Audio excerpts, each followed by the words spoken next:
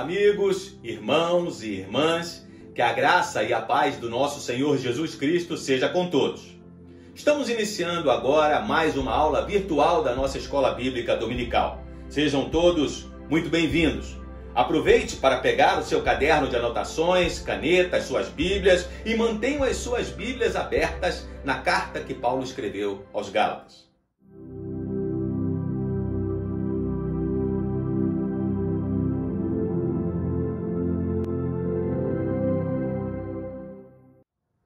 Iniciamos na semana passada mais um trimestre de estudos e, de acordo com a proposta curricular que adotamos aqui na Igreja Batista Boas Novas, nosso tema são os ensinamentos de Paulo contido nas cartas que ele escreveu aos crentes nas igrejas da Galácia, em Éfeso, Filipos e Colossos.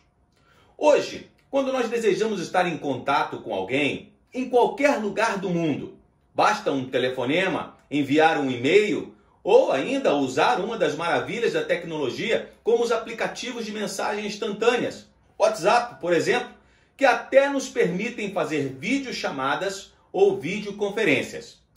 Mas no mundo antigo, cartas eram um meio de comunicação muito eficiente. No Novo Testamento, nós encontramos uma variedade enorme de cartas. Temos 3 de João, 2 de Pedro, uma de Tiago, uma de Judas, uma anônima carta aos Hebreus e 13 de Paulo, o autor que mais contribuiu para a formação da identidade cristã como hoje a conhecemos. É claro que não era isso que ele tinha em mente. Paulo escrevia cartas em resposta às necessidades e dúvidas das pessoas, quando não podia estar presente, principalmente por causa das longas distâncias entre as cidades e a limitação dos meios de transporte. É exatamente este o caso da carta que ele escreveu aos Gálatas, que iremos nos ocupar nesse e nos próximos 3 estudos. Antes de tudo, eu quero explicar que a Galácia não era uma cidade, mas uma região composta de várias cidades. É mais ou menos como a chamada região metropolitana de Cuiabá, composta pelas cidades de Várzea Grande, Santo Antônio de Leveger, Barão de Melgaço, além da própria capital de Mato Grosso, nossa querida Cuiabá, que esta semana completou 301 anos de fundação. Paulo e Barnabé chegaram a essa região em sua primeira viagem missionária, narrada por Lucas nos capítulos 13 e 14 do livro de Atos, quando visitaram as cidades de Antioquia da Pisídia, Icônio, Listra e Derbe. Mas, afinal, por que Paulo escreveu esta carta aos Gálatas? Antes de responder a esta pergunta, eu quero lembrar que a mensagem do Evangelho de Jesus anunciada por Paulo era algo totalmente novo e revolucionário, especialmente para o contexto cultural da época. Vejam como era a pregação de Paulo e sua exposição do Evangelho, usando outra obra literária, sua carta aos Coríntios, por exemplo. Diz assim: Irmãos, venho lembrar-lhes o Evangelho que anunciei a vocês, o qual vocês receberam e no qual continuam firmes. Por meio dele, vocês também são salvos, se retiverem a palavra assim tal como a preguei a vocês, a menos que tenham crido em vão. Antes de tudo, entreguei a vocês o que também recebi, que Cristo morreu pelos nossos pecados segundo as Escrituras, que foi sepultado e ressuscitou ao 3º dia, segundo as Escrituras. Percebeu? Todos os ouvintes de Paulo sabiam o que era uma boa notícia, o Evangelho. E o Evangelho de Jesus é a boa notícia sobre o que Jesus fez para restaurar o nosso relacionamento com Deus. O Evangelho explica quem é Deus, o que é o pecado, quem é Cristo e o que ele fez e o que é fé. O Evangelho que Paulo anunciava falava sobre a obra que Cristo fez em nosso favor. Não é o que nós fazemos, mas o que ele fez, por isso é graça. Qual foi o resultado dessa pregação? Vejamos o que a Bíblia diz. Em Icônio, Paulo e Barnabé entraram juntos na sinagoga judaica e falaram de tal modo que veio a crer grande multidão, tanto de judeus como de gregos. As notícias da expansão do cristianismo entre os gentios, aqueles que não eram judeus, também chamados de gregos, alegraram a igreja em Antioquia da Síria, que era a igreja de Paulo e Barnabé, mas foram recebidas com sentimentos mistos em Jerusalém. Saber que tantas pessoas tinham recebido Jesus como Salvador era, sem dúvida, uma boa notícia. Mas com um aumento tão grande do número de cristãos gentios, como os padrões éticos da igreja poderiam ser preservados? Sem falar nos problemas políticos que essa aproximação com os gentios causava, tornando esse novo caminho que surgia ainda mais alvo de perseguições. Alguns mestres da igreja em Jerusalém, cristãos, propuseram então uma solução simples. Os gentios que se convertessem ao cristianismo deveriam cumprir as mesmas exigências feitas aos gentios convertidos ao judaísmo: ser circuncidados, no caso de serem homens, e prometer cumprir a lei de Moisés. Não demorou muito para que estas exigências fossem ensinadas aos novos cristãos em várias cidades, inclusive em Antioquia da Síria, onde estavam Paulo e Barnabé, conforme nós podemos ver em Atos capítulo 15, verso 1, que diz assim: alguns indivíduos que foram da Judéia para Antioquia ensinavam aos irmãos: se vocês não forem circuncidados segundo o costume de Moisés, não podem ser salvos. Afirmam a maioria dos estudiosos que enquanto Paulo estava empenhado nessa polêmica, ele recebe notícia de que mestres semelhantes que o seguiam bem de perto visitaram as recém-organizadas igrejas em sua primeira viagem missionária e estão tendo sucesso na negação do trabalho realizado por ele e na aceitação dessa nova doutrina. Como resultado, Paulo escreve a carta aos Gálatas com muita urgência e sob uma certa pressão emocional. Se concordarmos com esse ponto de vista, esta carta será o primeiro escrito do Novo Testamento, datada por volta do ano de 49 depois de Cristo, um ano antes do Concílio de Jerusalém, que tratou exatamente dessa mesma controvérsia e que pacificou a questão. Uma das estratégias usadas pelos mestres de Jerusalém, que também conhecemos como judaizantes, foi diminuir a autoridade de Paulo aos olhos dos cristãos gálatas, afirmando que sua autoridade apostólica era derivada da igreja em Jerusalém. Afinal, esta igreja era liderada por Tiago, irmão do Senhor, que juntamente com Pedro e João são considerados os pilares da igreja de Jesus.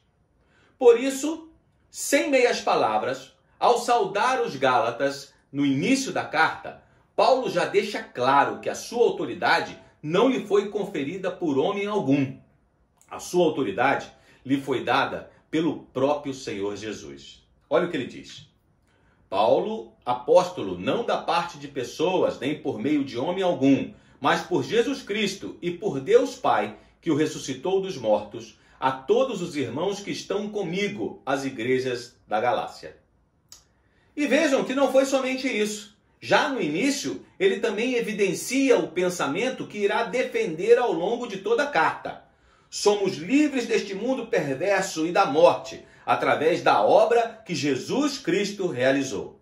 Diz ainda: que a graça e a paz sejam com vocês, da parte de Deus nosso Pai e do Senhor Jesus Cristo, o qual entregou a si mesmo pelos nossos pecados, para nos livrar deste mundo perverso, segundo a vontade de nosso Deus e Pai, a quem seja a glória para todo sempre. Amém. Nos versículos que seguem, Paulo deixa claro ainda o motivo de ter escrevido esta carta. Eu estou perplexo. Vocês estão sendo iludidos, enganados, seduzidos, ele vai afirmar mais adiante. Estão deixando a graça de Deus de lado. Como pode ser isso? Olhem o que ele diz. Estou muito surpreso em ver que vocês estão passando tão depressa daquele que os chamou na graça de Cristo para outro evangelho, o qual, na verdade, não é outro. Porém, há alguns que estão perturbando vocês e querem perverter o evangelho de Cristo. Mas ainda que nós, ou mesmo um anjo vindo do céu, pregue a vocês um evangelho diferente daquele que temos pregado, que esse seja anátema.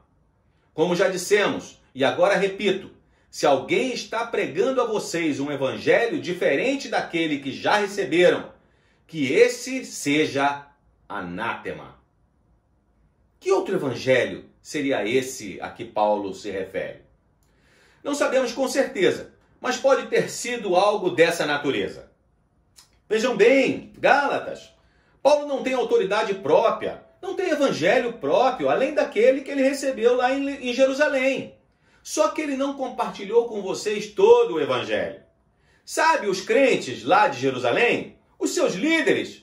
Pois é, todos observam as leis de Moisés e é claro que estão circuncidados.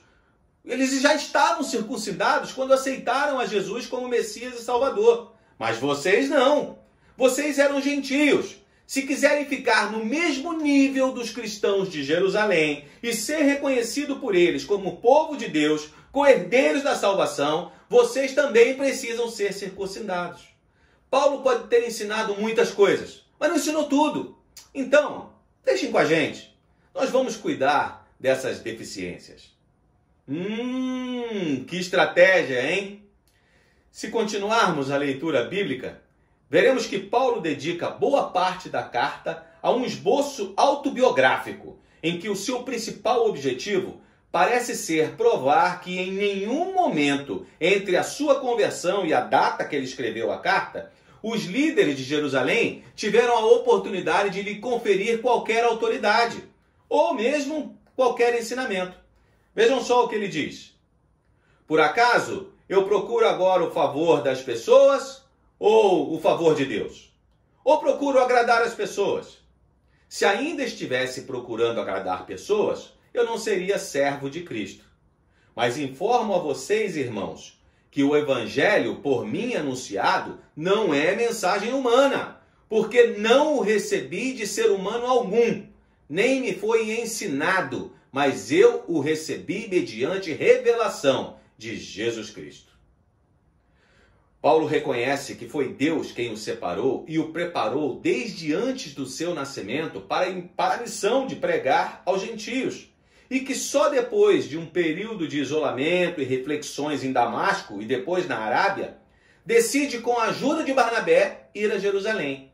E lá em Jerusalém se avistou com Pedro e Tiago por um período de 15 dias, segundo o texto bíblico, tendo sido depois enviado por eles para a sua cidade natal, tudo isso registrado em Atos capítulo 9, a partir do verso 23. Paulo continua sua exposição relatando uma segunda viagem a Jerusalém, que aparece ali em Atos capítulo 11, 30 e 12, 25. Ele afirma assim: 14 anos depois, fui outra vez a Jerusalém com Barnabé, levando também Tito. Fui em obediência a uma revelação, e lhes apresentei o evangelho que prego entre os gentios, mas fiz isso em particular aos que pareciam de maior influência, para não correr ou não ter corrido em vão. Não sabemos ao certo, mas estrategicamente nos parece que Paulo desejava garantir para si uma comunhão com os líderes de Jerusalém, na mensagem que lhe havia sido confiada e já profundamente testada no evangelismo prático. Fato este que ele agora explora, evidenciando que o evangelho que ele pregava havia sido reconhecido e validado por seus colegas apóstolos, mesmo contra vontades de alguns que se achavam importantes. Não sabemos quem são, mas sabemos que nada acrescentaram. Olha o texto. Pelo contrário, quando viram que me havia sido confiado o evangelho da incircuncisão, assim como a Pedro foi confiado o evangelho da circuncisão, pois aquele que operou eficazmente em Pedro para o apostolado da circuncisão, também operou eficazmente em mim para com os gentios. E quando receberam a graça que me foi dada, eles reconheceram, na verdade, Tiago, Cefas e João, que eram reputados colunas, estenderam a mim e a Barnabé a mão direita da comunhão, a fim de que nós fôssemos para os gentios e eles fossem para a circuncisão. Somente recomendaram que nos lembrássemos dos pobres, o que também me esforcei por fazer. Continuando ainda a leitura do texto, embora não se possa afirmar com certeza, nos parece que os incidentes descritos a partir do verso 11 podem ter ocorrido quando Pedro visitou a igreja em Antioquia da Síria, logo após a primeira viagem missionária de Paulo e Barnabé, seguido pelos judaizantes, que também suspeitavam da simpatia de Pedro para com os gentios. Afinal, a conversão de Cornélio já havia se tornado pública entre os cristãos. Paulo afirma assim: quando, porém, Cefas veio a Antioquia, resisti-lhe face a face, porque havia se tornado repreensível. De fato, antes de chegarem alguns da parte de Tiago, ele comia com os gentios. Quando, porém, chegaram, começou a afastar-se e, por fim, separou-se, temendo os da circuncisão. E também os demais judeus se fizeram hipócritas juntamente com ele, a ponto de o próprio Barnabé ter se deixado levar pela hipocrisia deles. Não se sabe quais foram as razões que levaram Pedro e Barnabé a agir dessa maneira. Paulo os acusou de hipocrisia. Afinal, ele sabia o que estava em jogo. Estava em jogo uma das verdades mais absolutas do Evangelho, a graça de Deus e a suficiência de Cristo. Se a graça redentora de Deus devia ser recebida pela fé e não de acordo com o cumprimento da lei de Moisés, então ela estava em condições iguais à disposição de judeus e gentios. E fazer distinção prática entre crentes judeus e crentes gentios, como Pedro, Barnabé e outros estavam fazendo, é negar o Evangelho de Jesus. Existem muitas outras informações e aplicações que nós poderíamos fazer olhando para esses primeiros 2 capítulos da carta de Paulo aos Gálatas, mas o tempo e a ocasião não nos permitem. Nossos irmãos crentes das igrejas da Galácia estavam sendo convencidos pelos judaizantes que praticar a lei de Moisés era essencial para a salvação. Por isso, estavam sendo circuncidados e estavam também observando os dias considerados santos, conforme o calendário dos judeus. Ou seja, estavam na prática assumindo que Jesus nos oferece a salvação, mas existe também a minha parte. Sabe de uma coisa? Esse pensamento ainda é muito comum em nossos dias. Tem um monte de gente aí fora achando que tem direito de ir para o céu porque pratica as boas obras, ou seja, pelo seu próprio esforço. Outros acreditam que não podem deixar de ir na igreja domingo, porque senão colocam em risco a sua própria salvação. Para essas pessoas, quando o assunto é a eternidade com Deus, tudo gira em torno do que eu faço ou do que eu deixo de fazer, e não em torno do amor de Jesus e do que ele fez por nós. Isso é anular a graça de Deus. Mas veja bem, nem de longe eu estou afirmando que o que nós fazemos ou deixamos de fazer não é importante.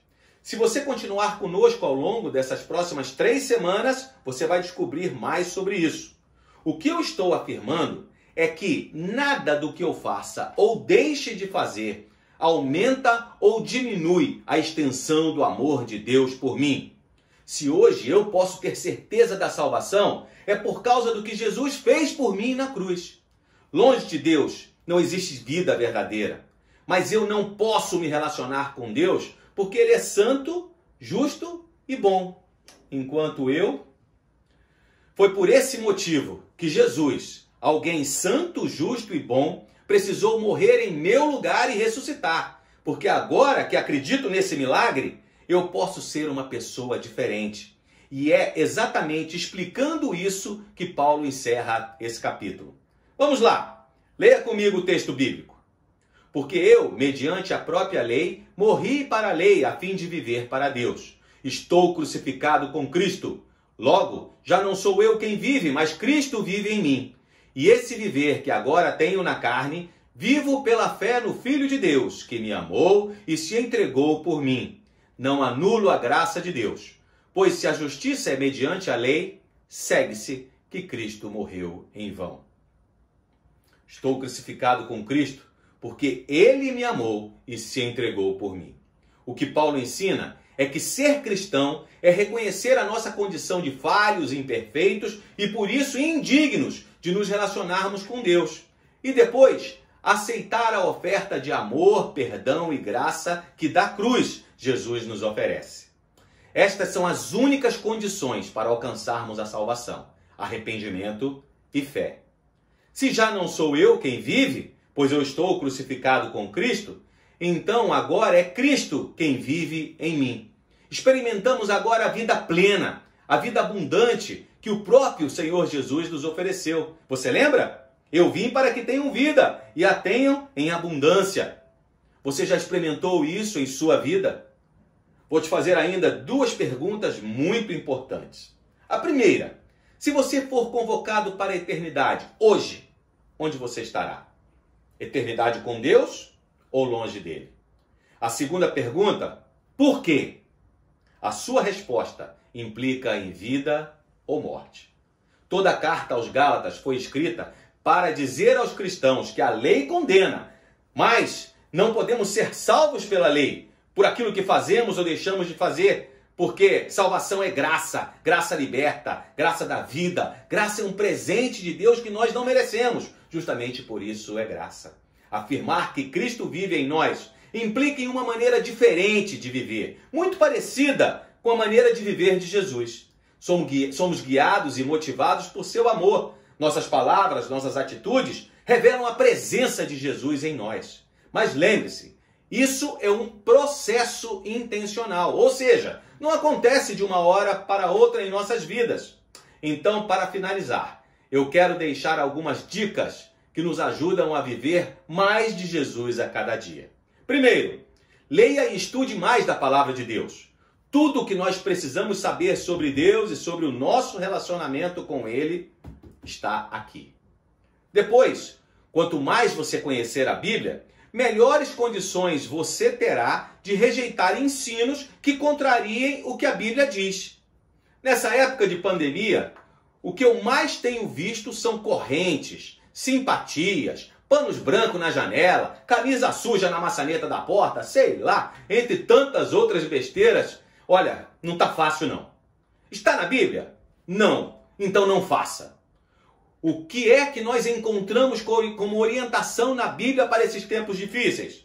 Ore. É o nosso terceiro ponto. Orar é uma prática muito importante para aqueles que desejam ver Cristo viver em mim, se tornando uma realidade.